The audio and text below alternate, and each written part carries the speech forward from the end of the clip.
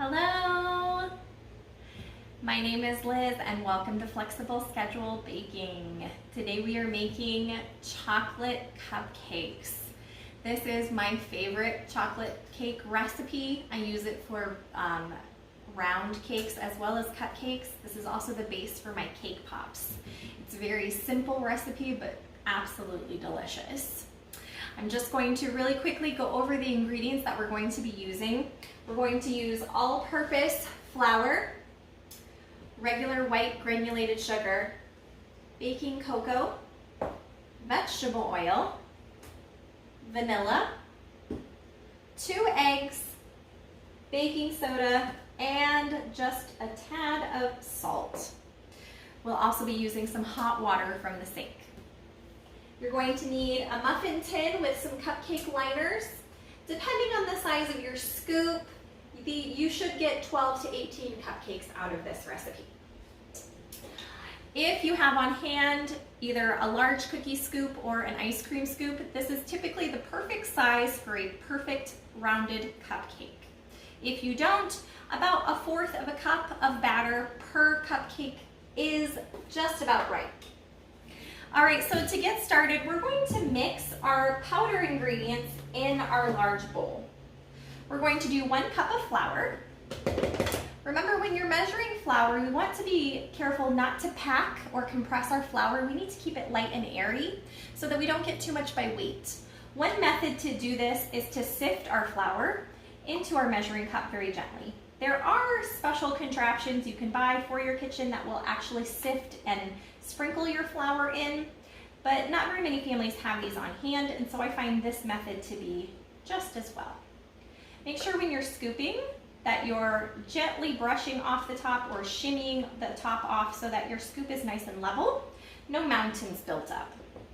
So we're going to do 1 cup of all-purpose flour, and then we're going to do 1 cup of white granulated sugar. There's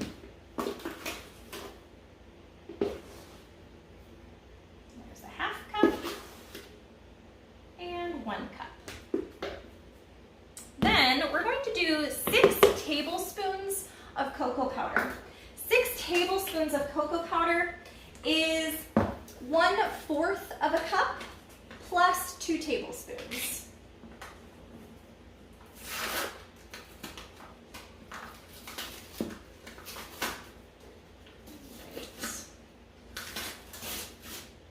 So for 6 tablespoons, I'm going to do 1/4 of a cup using my 1/2 cup measurement, and then 1/8 of a cup, which is also 2 tablespoons.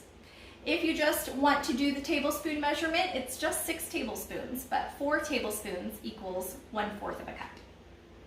All right, so there's my 1/4, and then my extra 2 tablespoons. Again, I'm pouring my cocoa powder and not scooping so I don't compress it. All right, also I've turned my oven on to 350. It's letting me know that it's nice and warm now. 350 is what we're preheating at. All right, now I'm going to add my salt, which is going to be just 1/4 of a teaspoon. It's a very, very small amount. Just enough to give it a little extra kick in the flavor. And then I'm going to add my baking soda, which is going to be 1/2 teaspoon. Again, when you're scooping, make sure that your scoop is nice and level, no mountains. Just like that. And I'm going to use my whisk and just gently stir so that my cocoa powder is nice and fully incorporated in with my flour. I don't want any hidden pockets of cocoa powder in a cupcake. That is not a pleasant experience, to bite in and get a clump of some kind of powder. That's why we mix our powder ingredients separately from our wet ingredients, so that we don't end up with some strange clumps of powder that have not been fully incorporated. All right, so that's my powder ingredients, and I'm going to set that to the side. And I'm going to mix my wet ingredients. So I'm going to start by cracking 2 eggs. When you crack an egg, gently tap on the counter until you hear that crack sound. Then when you have a nice defined crack, put both of your thumbs in and pull it open like it's a book and allow the egg to fall out. This will keep you from getting shells into your mixture. So again, listen for the crack. Put both of your thumbs in and pull it open like it's a book. Allow the egg to fall out. This is the best method for cracking an egg and keeping your shells out. I'm going to use a fork and I'm just going to break those eggs up, but I'm not going to overbeat them. When you overbeat eggs, it will cause whatever you're baking to flatten out and become more dense. So we don't want to overbeat these. Then into the eggs, I'm going to add half a cup of vegetable oil. You could also use canola oil, coconut oil, something with a neutral flavor is what I recommend. And I'm just going to pour that right in. You can absolutely use melted butter as well.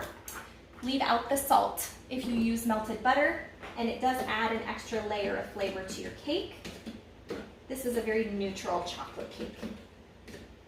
All right, so then I'm going to take this mixture and I'm going to very gently pour this into the center of my powder, just like that, okay?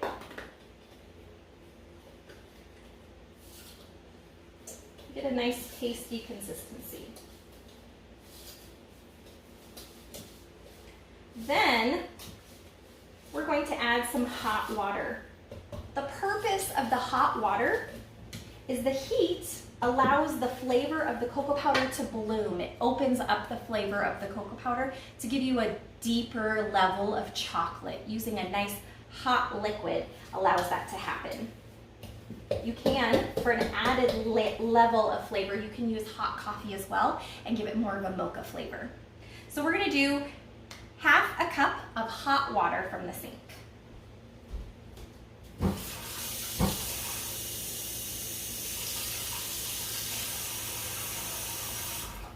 If your sink does not get hot enough, you can microwave some water.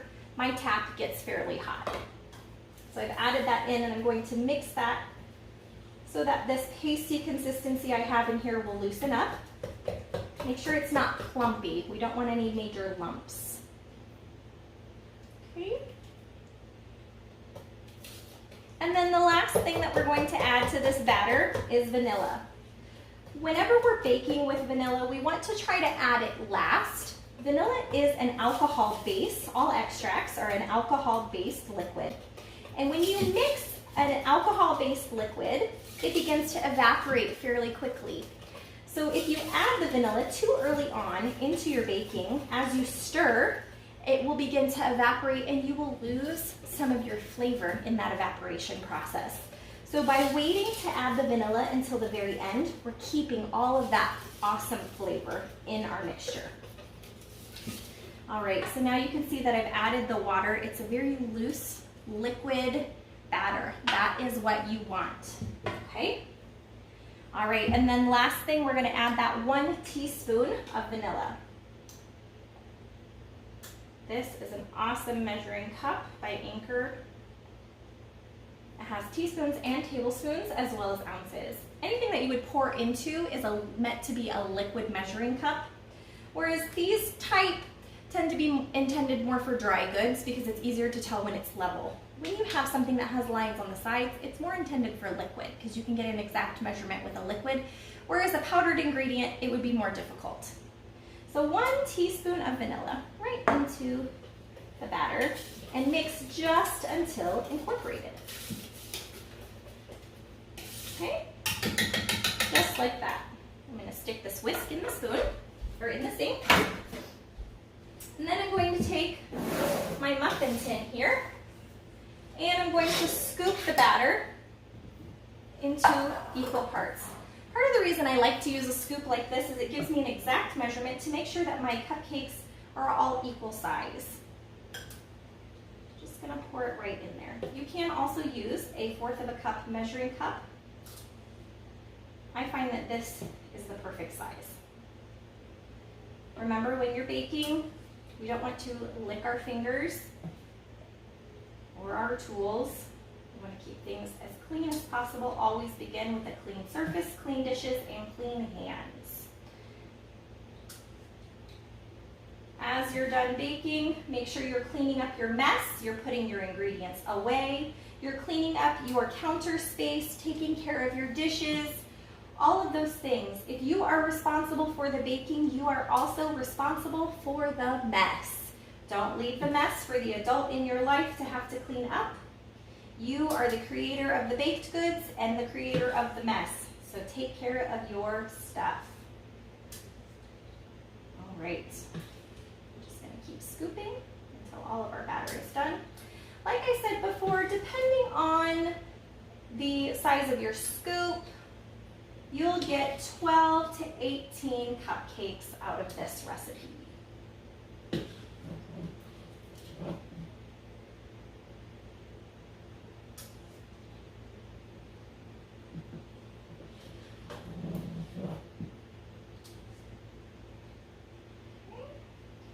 And for that last little bit, you can grab a spatula to scrape it out,